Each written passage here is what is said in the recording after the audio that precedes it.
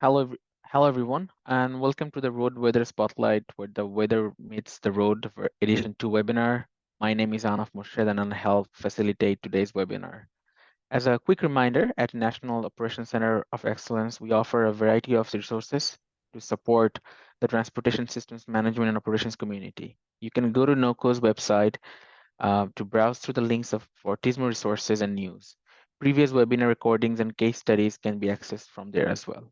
Now I'll cover a few logistics for today's webinar. We are recording this webinar, and the recording will be available on NOCO's website. All the attendees are encouraged to stay engaged by using the Q&A feature for questions and chat feature for comments. These are both located on the bottom of your screen. We have a question and answer session at the end of the presentation, so if you have any questions, we encourage you to enter them in the Q&A area as they come to your mind at any time. Also, please feel free to enter your name and agency in the chat to say hello to your peers. At this point, I'm going to hand it over to Jeremy, who is the Road Weather Management Program Manager for Federal Highway. Jeremy, the floor is yours. Thank you, Enough. Welcome, everyone. Good day, good afternoon, good morning, depending on where you're at. As you can see, and hopefully, as you know from registering for this event, that this is a webinar titled Where the Weather Meets the Road, Time for a Refresh. And you may be wondering, where is this coming from? You may be curious what the title even means. And we'll get to a lot of that. But essentially, we're going to cover kind of the history of a brief history of the road weather program, as well as some of the research agenda that led to where we're at today and some steps going forward. Next slide, Enough. Before we do anything, though, I do want to throw out these disclaimers. These are just some boilerplate that we have here at Federal Highway Administration. Essentially, it says that except for the statutes and regulations cited, the contents of the presentations do not have the force and effect of law and are not meant to bind the states or the public in any way. This presentation was created and is being co-presented by both the Federal Highway Administration and a couple of outside entities. The views and opinions expressed in the presentation are the presenters and do not necessarily reflect the Federal Highway Administration or the U.S. Department of Transportation. The contents do not necessarily reflect the official policy of the U.S. DOT either. Do we have another slide after that? If not, there we go. Yeah, so as you may notice, I won't have any additional slides. I'm going to try and get us through this next section pretty quickly here. So it is not a technical issue. So I'm just going to talk through a couple of things, and we're going to do a quick poll, and then I'll hand it off to our next speaker. So as Anaf had mentioned, my name is Jeremy McGuffey. I am with the Federal Highway Administration. I serve as the Road Weather Management Program Manager. Essentially, what that means is with the Road Weather Management Program, we handle all of the research and innovative deployments with road weather, any road weather data sources and applications, severe road weather event effects, climate and resilience solutions, road weather maintenance and operational challenges, and lastly, stakeholder collaboration and outreach. That's a lot that we have going on under our umbrella. There's a ton more that we do. If you go to our website, searching, Federal Highway Administration's Road Weather Management Program, you can find more, as well as any published documents that we have out there. So what are we covering today? So like I had mentioned, this is kind of going to be going into the history of the Road Weather Management Program. That's going to be handled by Paul Pisano, who serves as the chair of the Transportation Research Board's Road Weather Committee. Next up after that would be Paul Higgins with the American Meteorological Society, covering kind of the meteorological perspective of where the weather meets the road and some of the research that we have coming up or that we're looking towards in the future. And then lastly, we have Rick Nelson with the American Association of State Highway and Transportation Officials, who's going to be doing a transportation perspective of research. So, last bit here. One of the big questions I always ask is, why road weather management? Why is it so important? And there's kind of three things that we focus on. The first is obviously safety.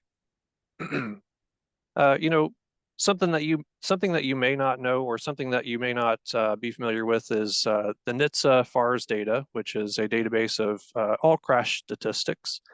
And from this database, we've been able to surmise that about 1 in 10 fatal crashes in the United States has inclement weather listed as a contributing factor. In 2021 alone, weather contributed to 3,500 fatal crashes and around 175,000 injury crashes. Weather-related crashes cost an estimated $133 billion each year. The second big item, why this is so important, is obviously commerce. Inclement weather accounts for about 15% of congestion nationwide. For the trucking industry, that's about 32.6 billion hours of delays. As far as the motoring public, people commuting to and from work, that's around 879 million hours of delays, and that costs about $12.1 billion in lost commerce. And then the last one is public resources, and this is something that a lot of the state transportation agencies like to keep an eye on. It has a significant impact on state DOT budgets. Winter operations in particular accounts for about 20 to 25% of the maintenance and operations budgets at the state DOTs. And what that translates to is about 20 million tons of salt each year that we put out on the roads. So that's a lot of data to take in. That's a lot to consider, but so these items are all reasons why road weather management's important, and why some of the research that we do is important. All right, so that is all I got. I'm going to hand it back off to Anaf for our poll questions. Thank you, Jeremy. I will pull poll questions right now. Can you see a question on your end? Looks good.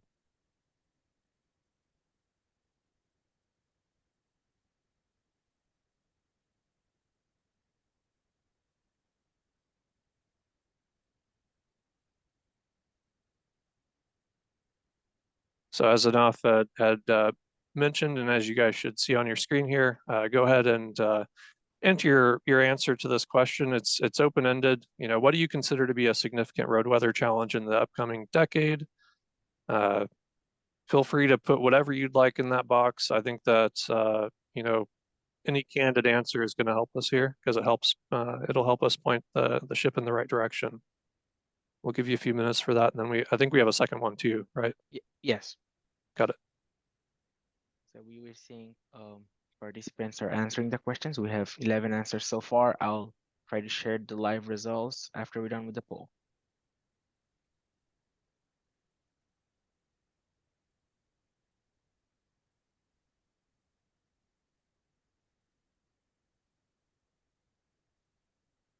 I'll give it a few more seconds.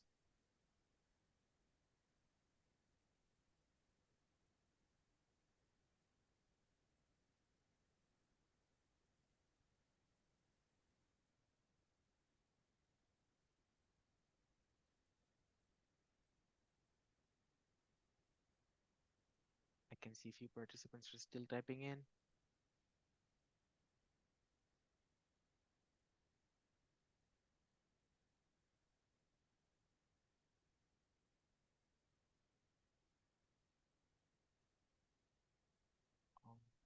So I'll end the poll in 2 seconds.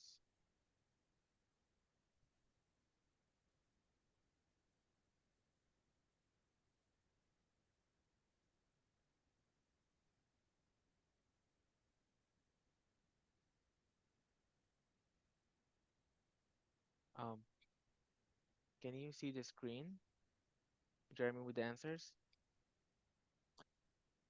I can see your screen, yes. All right. Definitely some good answers there. More extreme events, yes, absolutely. Frequency and severity of events, I think those tie together pretty well, and as well as some of the climate change related items. Fires, for sure, those are becoming more intense and more frequent, as well as flooding. Oh yeah. I think those are some good answers and definitely some good starting points. It's not to say we aren't considering those, but it's good to hear from the community of practice out there and understand that you know your eyes are on the same things. So we'll go ahead with the second one there, enough. Yep. Yep. So there's our second poll question. Again, it's open-ended, so if you want to go ahead and put in your answer, we'll collect those and then we'll move on.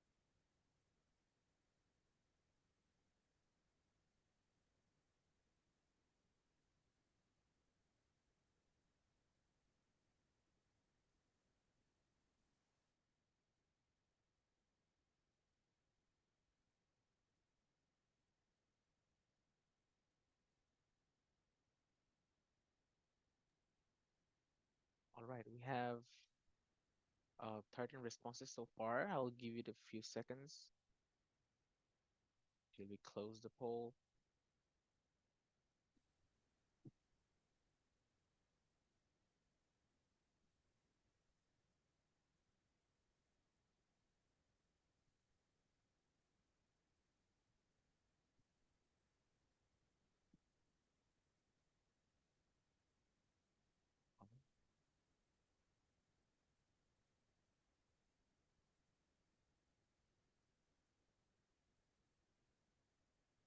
Can All you see the right. results, Jeremy? Yep. That first one is very important. Low impact development and public transportation. I think public transportation is definitely something that we can focus heavily on, especially as somebody that's you know recently moved to DC. I didn't realize you know coming from Indiana how important public transportation was. Let's see, machine learning, predictive analytics, definitely. I think those definitely have a place in our toolbox. Drones, GPS, redundant systems, absolutely, especially for cybersecurity. Crowdsourcing, yep. Adaptive route optimization. Somebody knows my favorite buzzwords. Technology sharing, yep, yep, all good. Yeah, absolutely. So again, same as the first one. It's great to see that everyone is kind of aligned and thinking the same direction. It's extremely hard to look to the future and kind of predict how things will be, but I think that we see there's a lot of needs and opportunities, and it's up to us to kind of fill those gaps. So I appreciate everybody, you know, attending, everybody filling out the polls. Stick around. We're going to jump right into our speakers now.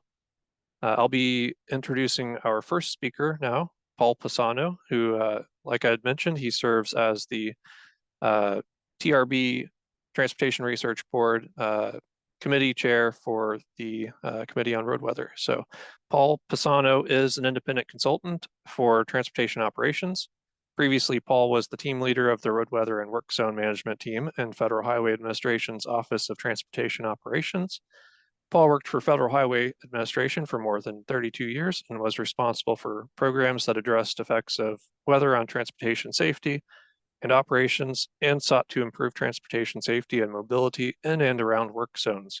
Paul is the recipient of the 2016 Kenneth C. Spengler Award from the American Meteorological Society, and he holds Bachelor's of Science and Master's of Science civil engineering degrees from the University of Maryland. Paul, the floor is yours.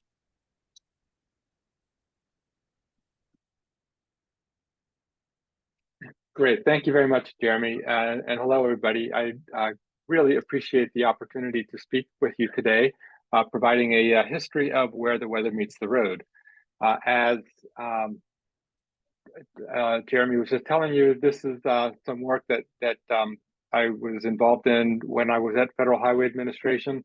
And now that we are having this conversation about whether to revisit this and do a refresh, I think it's great to first look at where have we been. And so my presentation today will be to give a little bit of the context and what we did 20 years ago. So as you can see, the title of or the cover of the report is there on the first slide. Also here is a publication from the Board in Atmospheric Sciences and Climate under the National Academies that came out 20 years ago. So I am going to speak a little bit about the history and context. So I'll talk about the lead up to the study, what the study entailed, and the outcomes. So first of all, the lead up. So this is, think back to the 1990s. ITS was really big, particularly with regards to things like advanced traffic management systems and travel information systems. There was some work in rural ITS and other areas, but weather was certainly at that point not a part of the ITS view of the world. However, it was very much a part of the maintenance community's view of the world. So there was a lot of work going on within the Strategic Highway Research Program to look at road weather information systems and how they can be used for anti-icing. But at the in the 90s, so with ITS really taking building momentum more broadly, some very critical leaders at the U.S. Department of Transportation, namely Deputy Secretary Mort Downey, Christine Johnson, who at the time was the head of the ITS Joint Program Office, Shelley Rowe, who was my supervisor in the Office of Transportation Operations, recognized that there are these huge safety and operational impacts of weather on the nation's roads, as Jeremy just also shared with you. And because of that, they created the Road Weather Management Program in 1999. And that is, I was there from the beginning. I started with that program and carried it through until my retirement in 2019. And now it's being making great progress under the leadership of David Johnson and Jeremy McGuffey. So we had this program. What does it mean? What do we need to do? And because it was a new program, it gave us an opportunity to take a step back and look at the big picture. And part of that was for Federal Highway to approach the TRB Consensus and Advisory Studies Division in 2002 about this topic of road weather management, wanting to get this big picture view. And it was agreed that the subject was ripe for a comprehensive study. So TRB approached the Board on Atmospheric Sciences and Climate, BASC, to consider pursuing the study instead of being done under TRB, but all within the broader context of the National Academies. So the study scope was then to examine the research opportunities and required services, investigate the current state of the knowledge regarding road weather conditions, recommend key areas of research, identify possible agency requirements, have a practical focus, and in essence, the study will provide a framework and recommendations to engage the transportation and weather communities and other stakeholders in the development of a strategic plan to guide road weather research. Bottom line is that there was recognized gap in knowledge and resource coordination and a need for an interdisciplinary look at weather and roads at the 30,000-foot level. So this is what the US DOT approached the National Academies to explore. The National Academy's perfect body to take that question and move forward with it, particularly with this whole question of coordination between these two communities, the transportation and weather communities that at the time really had not been working together from a surface transportation perspective. There was great history in coordination from an aviation weather perspective between the US DOT and the meteorological community, but we'd never done that at the road weather level. So BASC then pulled together a study panel. You can see the names of those who are on the panel for this study. listed here, all of whom were leaders at the time, either from the transportation or weather communities. Unfortunately, most of these people, all but one, have since moved on. So, these were a lot of the movers and shakers at the time between the two communities.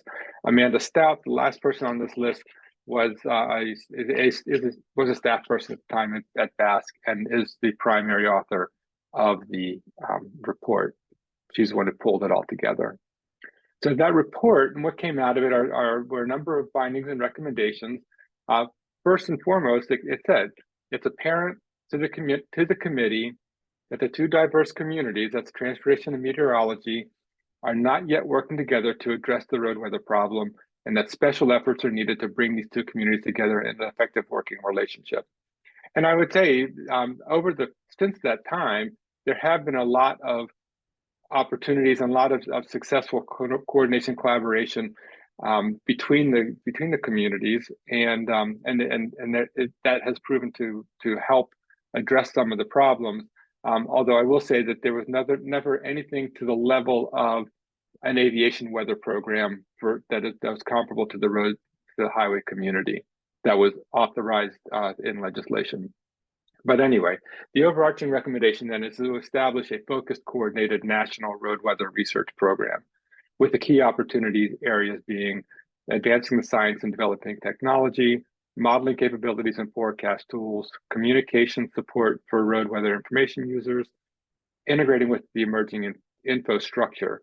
At the time, infrastructure was a term that it had been coined to talk about the technology layer over the transportation network, and that work is still going on today, not with that term. I think the work that Federal Highway is leading now is calling it the National Digital Infrastructure.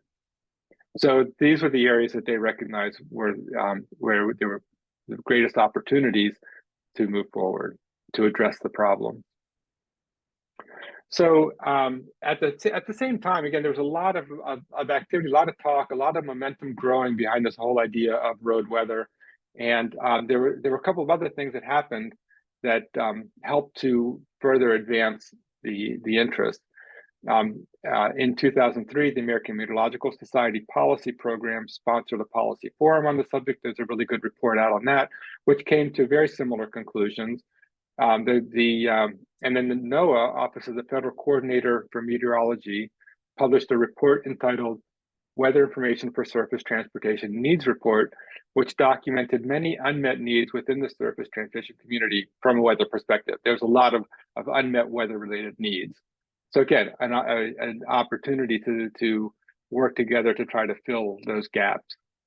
And then in 2005, the 2005 Transportation Bill Safety Law, in that bill, the Department of Transportation was authorized to spend $5 million a year on road weather research and development.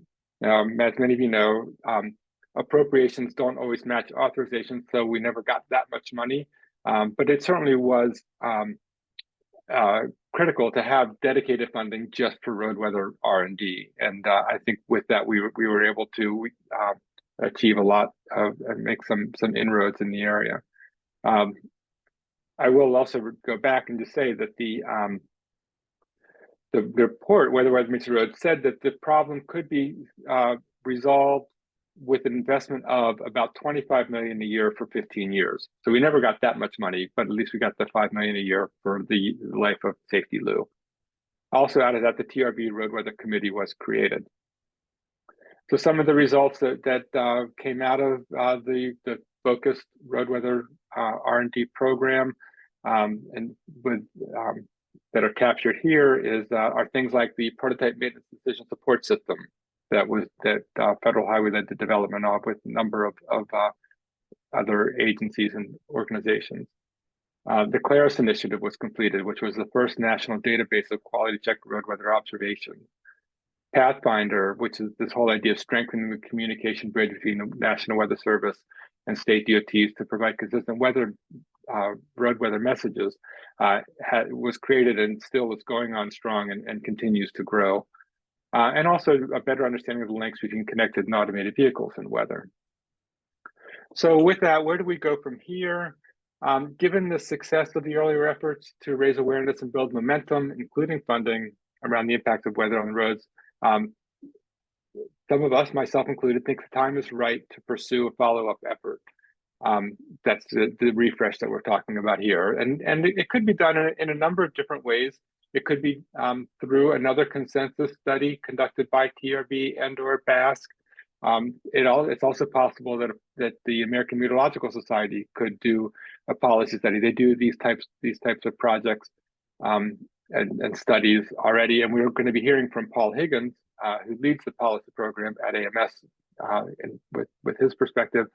Or maybe it's just a matter of having a road weather summit, which is bringing together for a couple of days some of the smart minds like those who were in the original panel to lay out a new program to move forward. So I think there could be something else. I think there are several ways that this could be pursued, but I think that there is a need to revisit again this big picture, the big questions of how do we resolve in a coordinated manner between transportation and meteorology these impacts that weather has in the system. So with that, I would like to now turn it back to Jeremy and Anaf to Thank you. take it from here. Yep, thank you, Paul. Really great presentation. And this may look familiar to some of you. I forgot to mention that this presentation and the two that are following it were performed at TRB, hosted by the Road Weather Committee here at the TRB annual meeting a couple months ago. But if you're sticking around for this one, I appreciate it. I'm going to try and get us back on track here. Next up is Paul Higgins with the American Meteorological Society. Paul is going to be covering the kind of the meteorological perspective, but Paul's had significant, time spent in both the meteorological and the road weather field. So we welcome him. A little bit about Paul real quick. Paul Higgins is an associate executive director of the American Meteorological Society and a senior scientist. Paul studies climate change and its causes, consequences, and potential solutions. His research examines the two-way interactions between the atmosphere and the land surface to help quantify responses and feedback to climate change. His policy analysis helps characterize climate risks and identify potential risk management strategies. He works with decision makers to develop new policy options that can overcome contentious political obstacles.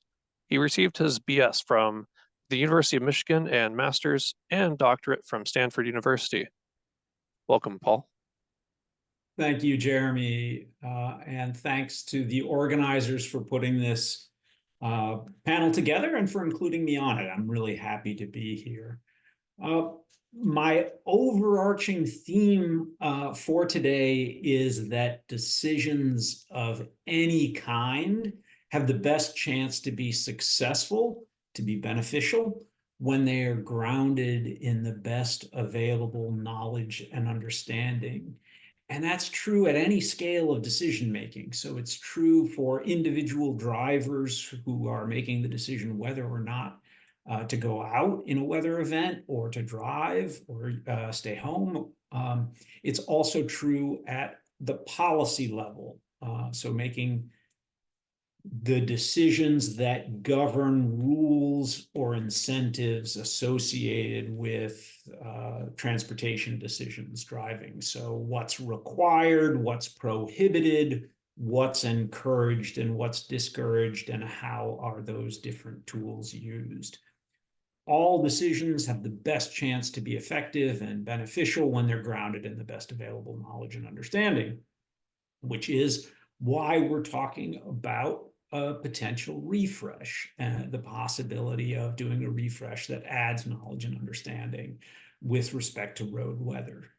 I want to start by talking about the urgency and opportunity of the moment that we're in. This is a period of rapid and transformational change that we are going through. And there are, I think, three main drivers of this transformational change. They're interrelated, but also each stand alone. So the first is technological advancement that is occurring. AI, big data, data analytics, a whole host of factors that are changing what is possible.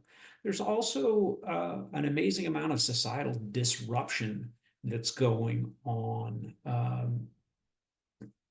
Our understanding of the central importance of equity, inclusion, and justice, how we get news and information, where we live, just a tremendous amount of societal disruption and environmental impacts, global scale changes in the environment, climate change being one that gets a lot of attention, but not the only one by any means.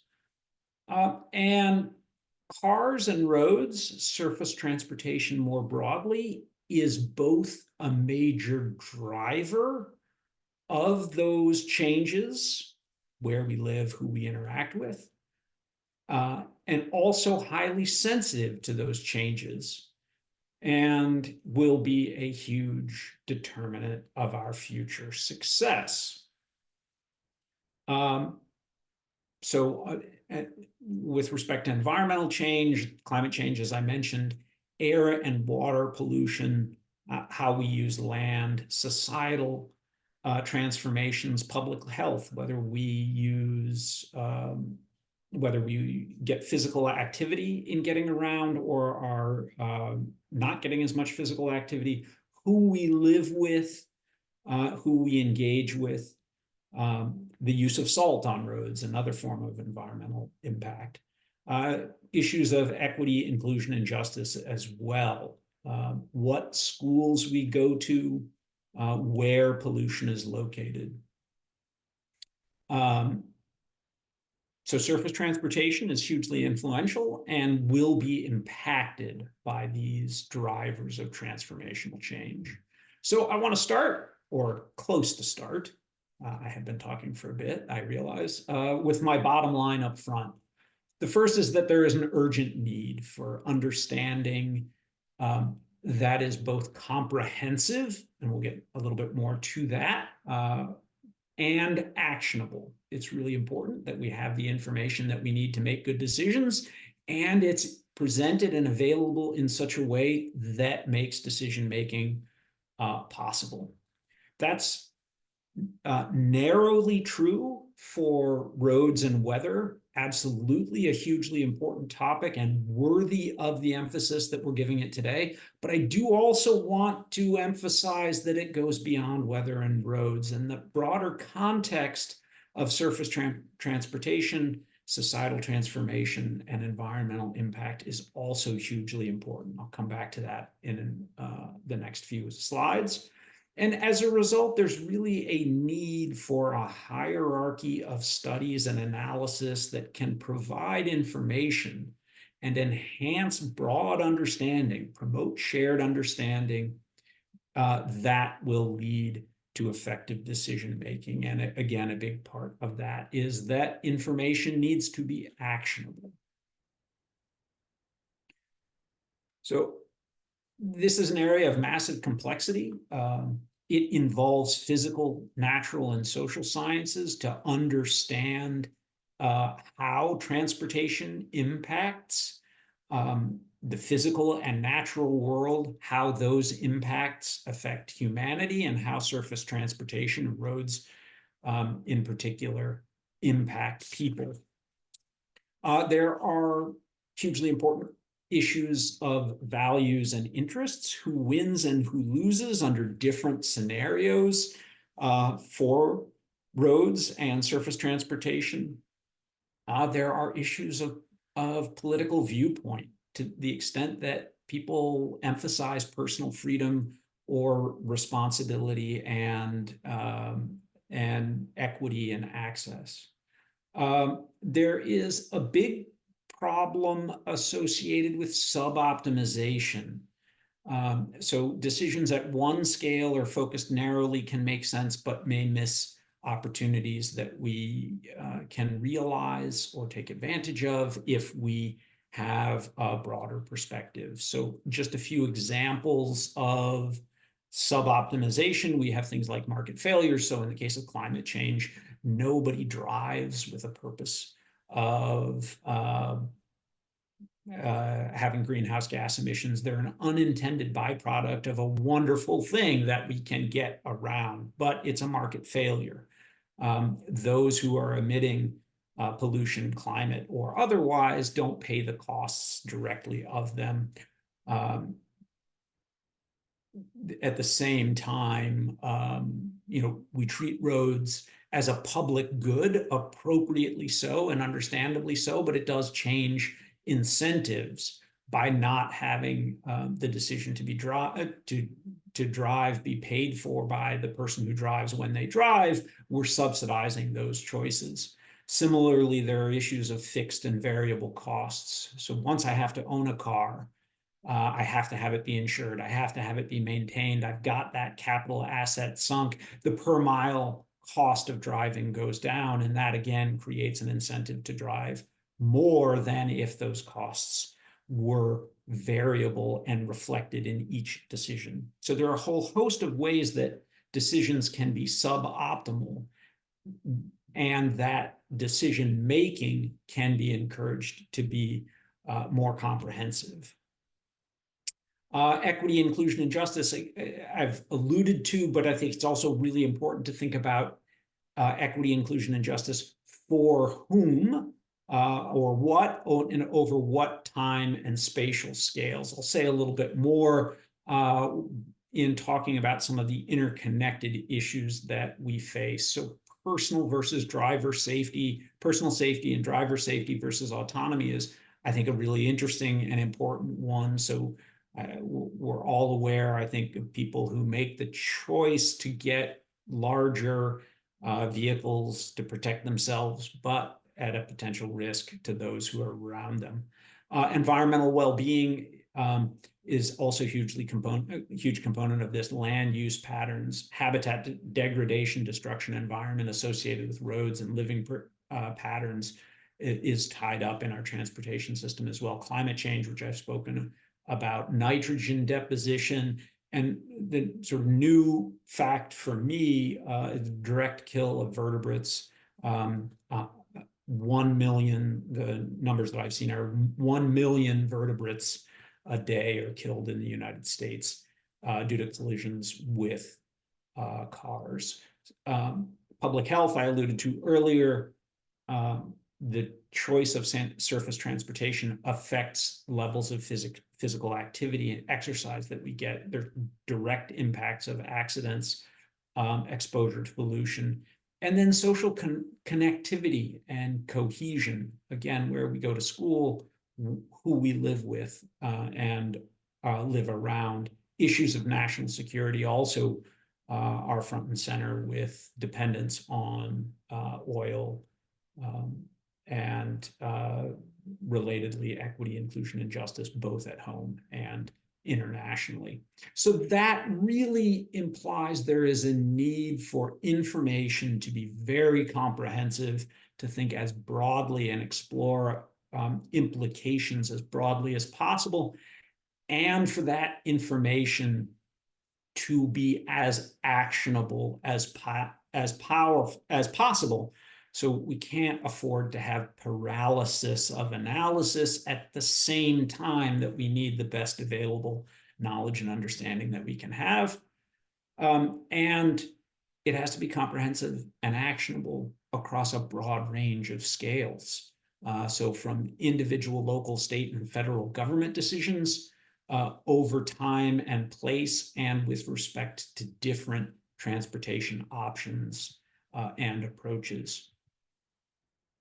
So that leads to my conclusion, which is that we need a hierarchy of efforts to understand the condition that we're in, the situation that we're in, and the options, and to promote shared understanding among decision makers and stakeholders. So collaboration and further analysis. So it needs to be comprehensive and promote shared understanding among people who have different perspectives and different areas of expertise, to identify a wider range of options and to provide the analysis to understand those options non-prescriptively. So recognizing that interests and values always matter to decision making, but information can help. Information can't answer the question of values, but it can inform decisions that involve values. We need to foster collaboration as well. One of the things that the American Meteorological Society over the last 20-some years has really focused on is facilitating public, private, academic, and NGO contributions in weather and to the broader society. And I think that's absolutely true here as well. We need to be able to repeat, learn lessons across scales and recognize the potential for sub-optimization if we focus only at one particular scale. And that leads to the need to have broad participation in deliberation of options and analysis of potential choices. With that, again, I want to thank Anaf and Jeremy and the organizers for including me on the panel today. I'm really happy to be here. I'll turn it back to Jeremy. Certainly. Thanks, Paul. And before you hop off, actually, we do have one question in the chat, and it might make sense to answer this before we go to the end there. So the question is, another sub-optimization issue is that road weather management tends to be local and immediate, while the impacts of climate change and variability tend to be regional and over seasons and years. So how do we integrate climate change scales, time and space, and road weather scales, especially in terms of planning? Fantastic question. And I feel like the question is doing my job a little bit because it's raising a really important and very hard question. And there are also interesting dynamics associated with electrification of vehicles and what that means for the shifting of location of environmental impacts and health impacts from urban areas maybe towards where power plants are, and the implications also for shifts away from oil and refining to power plants. All of fantastic questions. I don't have the answer, but it's the right question. Those are the right questions to ask.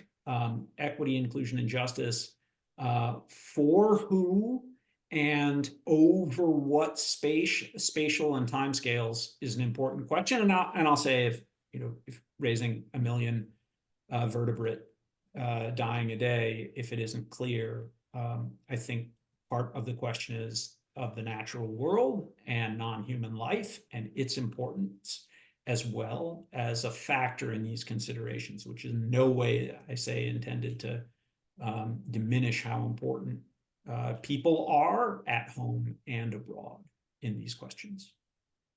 Certainly. And that could be a huge topic to consider for a revisit of this book if we decide to go that route. I think that could be a chapter all in itself. So thank you again, Paul. I'm going to move on to our final speaker here, Rick Nelson. Rick is from the American Association of State Highway and Transportation Officials. Rick is currently the technical coordinator for AASHTO's Winter Weather Management Technical Service Program, previously known as SICOP. Before serving as the Winter Weather Management Technical Coordinator, Rick enjoyed a 31-year-long career with the Nevada Department of Transportation, holding various positions within the department, including 13 years as the district engineer for Western Nevada and 11 years in the director's office as the assistant director of operations. Having the opportunity to participate in the first strategic highway research program on the Highway Operations Advisory Committee and SHARP 2 on the Reliability Technical Coordinating Committee, amongst other activities, has provided a great background to integrate road weather and TSMO. Rick is a graduate of the University of Colorado Boulder, is a licensed professional engineer in Nevada and California, and a fellow of the American Society of Civil Engineers. Rick, it's all yours. Hey, thanks, Jeremy. I appreciate the introduction. Just one small point of clarification. While I do work with the Winter Weather Management TSP at AASHTO, I'm an independent consultant, just like Paul Pisano is. And I really want to thank you all for giving me the opportunity to talk a little bit about the transportation perspective associated with where the weather meets the road. Paul Pisano did an excellent job of laying the foundation for the report that was written, that was put together in 2004. And what I'd like to do is take just a few minutes and talk about some of the underlying things that the consensus committee were thinking about, were placed in front of them, that they used to craft these recommendations in Where the Weather Meets the Road. And one of the first things that comes to mind when we review the report was that they expected the computational power to increase over the next 20 years. Along with the increase in computational power, Paul was talking about things like the MDSS project that was underway and things like that. We had great ideas. We just needed some resources to help us out. So they were expecting those increases. And along with that, one of the things that they fully expected were advances in forecasting, both from a road weather point of view, as well as higher resolution models that the National Weather Service could produce for us to help us. So we were thinking a lot about advances that were going to take place in the ability to forecast. With respect to GIS and GPS, in 1993, the federal government opened up GPS to civilians for civilian use. And in 2000, just on the heels of this report, again, the government turned off the selective availability that was built into the GPS system at the time. And you may recall that selected availability is one of those things where it built in a delta. So they blurred the vision, if you will. And in 2000,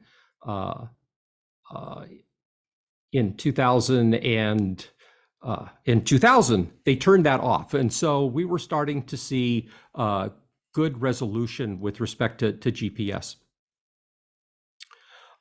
Smart vehicles. Paul also mentioned this, the IVHS initiatives that were underway, and there was an expectation that smart vehicles were going to play a significant role over the next 20 years.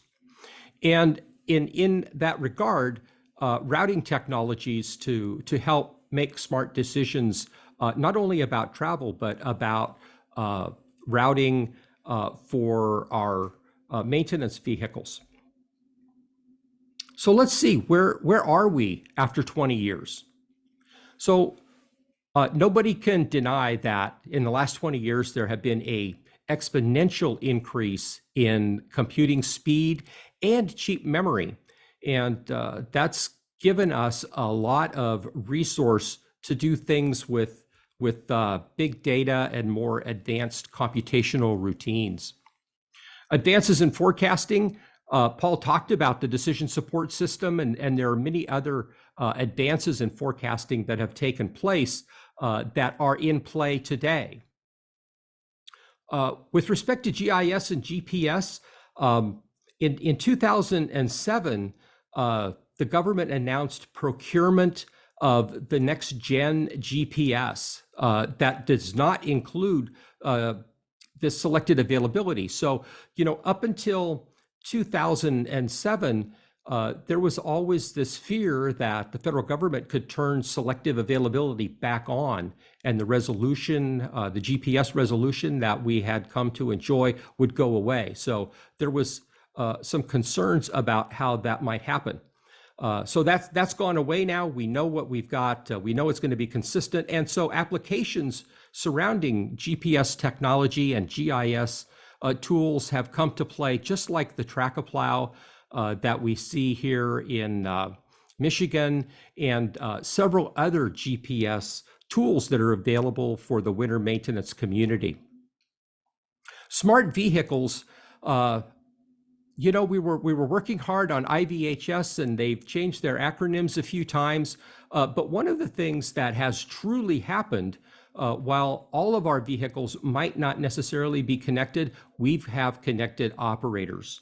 With the advent of cell phone technology, and smartphone technology has gone a long way to connect our operators in addition to some of our other vehicles. Routing technologies have turned into routing applications. And you can see a couple of examples here where we can get turn-by-turn directions. We can get information about what travel in front of us might look like with respect to the weather. These are a couple of apps that I use. One is the iDrive app that plots the weather along my route, and the other, of course, is Waze that we've all come to know and use. So that's where we were, and that's where we are. So what does the operating environment look like for us today? And I think it's important that we think about that when we're considering what do we do to take a look ahead. I don't think anybody will disagree that the pandemic has created some very profound changes to travel patterns and vehicle miles traveled, not only here in the US, but around the globe. I had an opportunity to speak with the Public Works Director from Calgary, Canada. And one of the things that became extremely evident to him early on was when people started working from home, commuting into the downtown core of the major city wasn't necessarily as important as it used to be. And so he's seen a significant change in travel patterns as people have gravitated away from downtown and more into networks of their neighborhoods, right? And so that sort of changed the way he had to look at how he performs his winter maintenance. We've seen workforce challenges. We've always had workforce challenges. We've always struggled to find skilled operators, but now many agencies are facing 30 and 40% vacancy rates. The old timers are retiring in more numbers these days, and we just don't have the skilled workforce to step in and fill those gaps. And that's created a challenge that's probably going to be with us for quite a while. Smartphone saturation. When they did the report back in 2004, about 60% of U.S. citizens, of U.S. adults, had a cell phone. And the first iPhone was introduced in 2007, long after the Consensus Committee had written this report. This was definitely one of those disruptive technologies that cropped up that wasn't necessarily on their horizon when they built the report. Like I said, first cell phone came out in 2007. The first Android followed the year after in 2008. In 2010, 35% of adults in the US had a cell phone. In 2000, just recent numbers show that over 85% of adults have a smartphone. And that really is a game changer for them being connected and participating, if you will, in the business of road weather management. The other change that we've seen, along with this increased computational power and technology, is this idea of artificial intelligence, of machine learning, of deep learning, which I think is really going to expand our toolkit, if you will, in the future with respect to road weather management and providing winter service. So a few final thoughts. Just like we used to say back in the 70s and 80s and 90s, we can't build our way out of congestion. Today, we can't build our way into resilience. Having a resilient network is so very important, as Paul Higgins talked about. It's just ingrained in our society the ability to get where we need to be and get goods where they need to be as well. And so we're going to have to think of ways to leverage our operational techniques so that we can increase resilience in the existing network.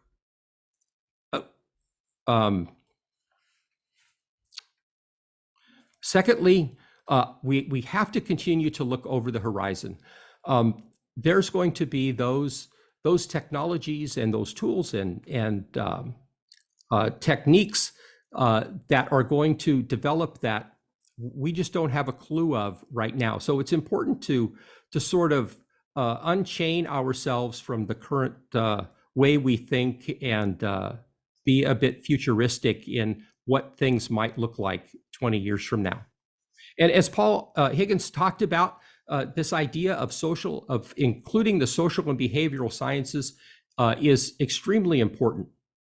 And anybody that's heard me talk about this has heard me say before that there are three players when it comes to providing good winter service. There's the maintenance operators that are performing the strategies. There's the network operators that are managing the network.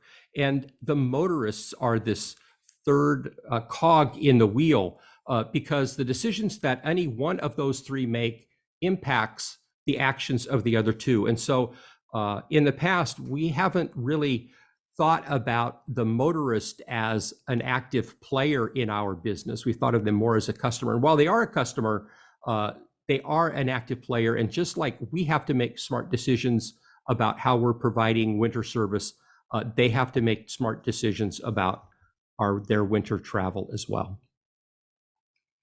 And lastly, the what and the who. Who are the players with respect to winter weather management and providing transportation services throughout the course of the winter? Who are the disruptors? What are the disruptors going to be? What's the next smartphone that's going to come down the line that's going to change the way we do business and interact with folks? What are the third parties out there? Are there going to be new ways out there, new iDrives out there? What are the third parties that are going to come to the game and play in this sandbox that we call winter service? And so, lastly, I think it is time to revisit where the weather meets the road. It's time to chart a course for winter weather management and what it might look like in 20 years. Jeremy mentioned that at the beginning. And quite honestly, if we don't think about where we're going to go, there's no way we're going to know if we ever get there.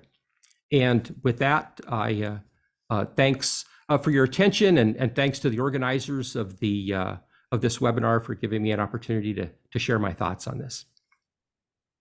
Absolutely, and thank you, Rick, for showing up as always. Before we'll take some questions, but real quick, I do want to share some of my parting thoughts too. You've heard from all these folks here, and probably the most obvious question is what's next. This book here, as you've seen from everybody's slides, it provided a very good foundation for the last 20 years worth of road weather research. And as you know, technology has changed rapidly since then. I remember being one of the very first schools in my local school network, and we got computers, and those computers had floppy disks, and that wasn't all that long ago. So things have changed rapidly. Not only has technology changed, but also the road users' needs themselves. And you got to ask how do all these changes look currently, and has that affected what that research agenda looks like, and how will they change in the next 20 years, and how can we meet those needs? So we want to build something that outlives all of us in our positions. We're going to retire, and we want to hand off a successful program to the next person, right? So I want to thank everybody for showing up. My parting thoughts before we go to questions is, how have the road users' needs changed in your area? Are you one of those people that feels strongly about road weather? If so, if you want to be involved, reach out to one of us. You've gotten everybody's contact information in the chat there. Reach out to one of us, start asking questions. Let us know that you feel strongly about road weather and the intersection of meteorology and transportation, because we'd like to hear from you. So with that, let me see if we have enough. Have you received any questions? Yes, so we have a question in the chat box for Rick. Okay. So Rick, the question is, what topic do you see as the current highest priority for improved decision support? So I think I believe that when you look at the staffing issues that we have that we're being faced with these days, I think there's a huge opportunity for, and I hate to like go back onto this artificial intelligence thing, but there's so much decision making that has to take place in the cab of a vehicle to provide these strategies to improve the road surface. One of the things that really resonated loud and clear at the TRB conference last May was that the need for operator assistance in the cab, not necessarily operator automation, but operator assistance to help operators make smart decisions about treatment strategies and that sort of thing, really is going to come into play as we have fewer operators, as we have, it's going to take time to develop that experience.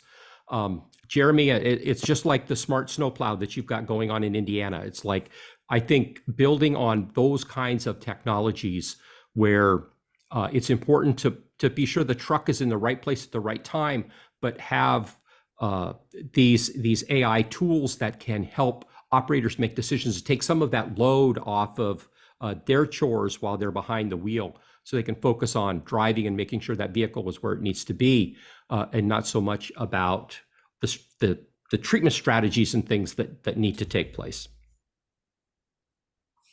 All right. Thanks, Rick. It looks like Paul Pisano, you had a question. Yeah, actually, I have a question for Paul Higgins. At the same time that Where the Weather Meets the Road came out, there was another report that Basque produced called the Fair Weather Report, which was a big picture look also at the relationship on the weather within the weather community between public, private, and academia. And AMS certainly, as you said, has done a great job addressing a lot of the needs that came out at the Fair Weather Report. And AMS is really a good body to be in that position to work across those three three structures. Anyway, my question is, at the AMS annual meeting, it was clear that that you all are going through a similar type of revisit of the Fair Weather Report today, and I'm wondering if you could share with us what approach you're taking to do that, and how that might be something we could learn from how to pursue a refresh of Where the Weather Meets the Road. Yeah, well, thanks for the question, Paul. Yes, so my colleague Keith Sider, who was former executive director of the American Meteorological Society, probably had just started as executive director about the time that the first road weather report was underway. He now works with me in the policy program, and he's leading this study. And what we're working on is a 2-year study looking at the future of the weather enterprise. So how do we, over the next decade and beyond, help ensure that the weather enterprise is as effective as possible at advancing knowledge and understanding and helping people and all life benefit from the knowledge and understanding that the weather community can provide. So the structure that we are using for that is to have, we're doing it in partnership with the Volunteer Commission on the Weather, Water, and Climate Enterprise, which came out directly of that Fair Weather Report. Fair Weather Report said AMS should be a home to the discussions between the public and private sectors AMS is, doesn't take positions on who should do what. We provide a venue for folks in the public and private sectors to come and talk things through and ideally collaborate, or at least understand one another and know where the points of friction are. So we have 7 working groups, over 100 volunteers who are looking at different aspects of knowledge advancement and knowledge use with respect to weather over the next 2 years. I will say my program is entirely soft funded. And this is one that we don't actually have funding for. And in very rare cases, when we don't, when we think we can get something funded that needs to be done, we ideally want to go forward whether or not we get funding. We haven't given up hope that there will be some funding, because it can be better if we get some, but this was one that we thought so important to do, to whatever extent we have some discretionary resources, we're going to do it to do this study. And we're doing it in partnership with that volunteer commission I mentioned, the Weather, Water, and Climate Commission, which I think is a really exciting approach. And I'm happy to talk about what something like that might look like in AMS, or how AMS's experiences might translate if it were to happen someplace else. I'll pause there because that was a lot. That's, I think, yeah, a lot to be learned from there, for sure. All right. It doesn't look like we have any more questions there in the chat. I appreciate everyone's time on this, and I appreciate those of you that stuck around. I know we went over a little bit today, but there was just so much to touch on. I mean, this is a big topic, and I was joking with the group earlier that we could have made this much longer, but there will be opportunities to participate and to engage with us in the near future. I know that Rick, I'm not sure if Rick mentioned this, but he's going to be touching on this topic in an upcoming podcast episode. So again, all of our contact information is there in the chat, as well as some links to the research that we referenced. If you feel strongly about this subject, please reach out to us. And I thank you for your time. Thank you everyone for attending today's webinar. I also wanted to thank our panelists. We had a great discussion here today. As I mentioned in the beginning, a recorded version of this webinar will be available on NOCO's website. On behalf of the National Operations Center of Excellence and our presenters, thank you for joining us today, and have a great rest of your day. Bye-bye.